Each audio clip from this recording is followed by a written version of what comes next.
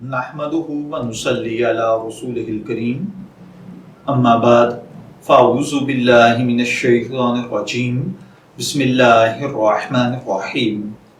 अस्सलामु अलैकुम dear viewers, जदीद फ़िक़ही मसाइल के आपके फेवरेट चैनल फतवा ऑनलाइन से मैं हूँ शब्बीर अहमद।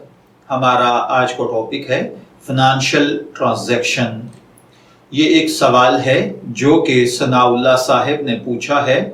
वो कहते हैं कि मेरा सवाल ये है कि एक मुसलमान क्या यहूदी के साथ कारोबार कर सकता है या नहीं, या उनकी कंपनी में जॉब कर सकता है या नहीं। हम यूएई यानी मुत्तहिदा अरब अमारात में रहते हैं, हमारे लिए क्या हुक्म है। तो देखिए भाइयों और बहनों, यहूदी, ईसाई या कोई भी गैर मुस्लिम चूँकि अमूमन कारोबारी लेन देन में अहकाम शरीयत की पाबंदी का ख्याल नहीं रखते, इसलिए उनके साथ कारोबारी इश्तराक न किया जाए तो बेहतर है।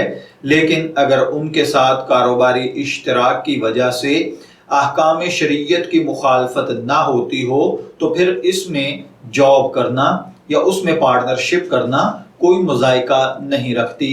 ताहम इनकी कंपनियों में जायज़ काम की मुलाजमत करना शरन जायज़ है, बशर्ते कि उस कंपनी में, उस जॉब में या उस काम में कोई गैर शरई मुफासिद न पाए जाते हों।